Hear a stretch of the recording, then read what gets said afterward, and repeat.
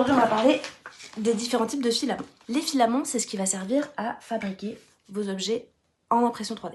Ils ont tous des propriétés différentes, des prix différents, et en fonction de ce que vous allez vouloir faire, il va falloir choisir le bon filament. Je vais vous en citer plusieurs, mais en vrai, on n'est pas des pros, donc on en utilisera surtout 3.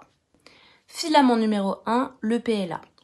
Facile, pas cher, c'est un dérivé de l'amidon de maïs, c'est recyclable, c'est facile à imprimer. Ça sert surtout à faire des prototypes comme ça, c'est pas très solide.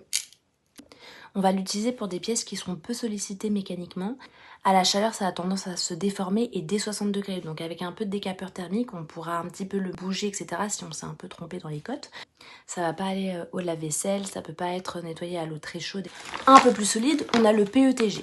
Il est polyvalent, il est résistant à l'eau. Ça va être pour des projets qui vont demander un peu plus de contraintes et quand on est sûr aussi du prototype initial qu'on a fait en PLA. Il est un petit peu plus cher que le PLA. Ensuite, on a le TPU, c'est l'élastique. Le flexible, c'est celui qui va absorber les chocs, qui est là pour faire des pièces un petit peu plus souples et qui se déforme et revient à sa position initiale. Il est aussi un petit peu plus cher, c'est pas du tout pour le même type de projet. L'impression, elle va être un peu plus lente, les réglages sont un peu plus compliqués. Il y en a d'autres, notamment vous allez entendre parler, c'est sûr, de l'ABS. L'ABS, c'est un des premiers matériaux qui a été utilisé en impression 3D, mais il a quelques inconvénients. Il est notamment difficile à imprimer et en plus il va dégager des odeurs qui sont ni très agréables, ni très bonnes pour la santé. Par contre, c'est une vraie star des réseaux. On le retrouve poli à l'acétone pour donner des rendus qui sont magnifiques. Ensuite, on a l'ASA. Ça, c'est un matériau qui ressemble un petit peu à l'ABS, mais qu'on va principalement utiliser pour l'extérieur. Il n'est pas sensible aux UV et il n'est pas sensible à la chaleur.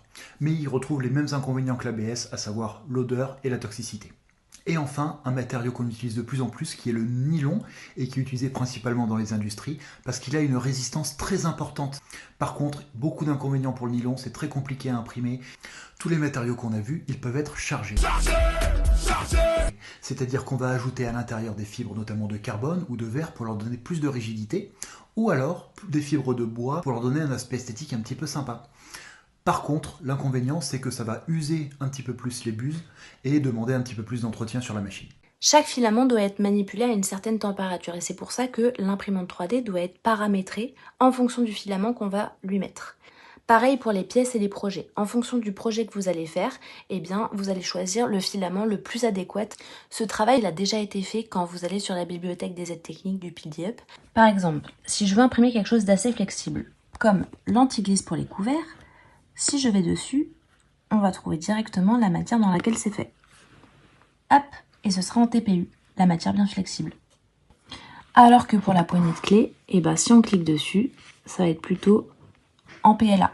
Vous voyez, dans votre logiciel qui est associé à votre imprimante 3D, eh bien c'est là qu'on va pouvoir retrouver quel type de filament sera utilisé et le sélectionner en fonction du projet. Sur l'imprimante 3D maintenant. Je vous montrerai bientôt comment est-ce qu'on charge le filament pour qu'il aille jusque dans la buse. Mais déjà sur notre imprimante, on peut sélectionner les différents filaments, vous voyez, charger, décharger, etc., modifier. On peut modifier quel est le type de filament qu'on va utiliser pour le projet en cours. L'utilisation de l'imprimante, ça sera pour la prochaine vidéo, quoi.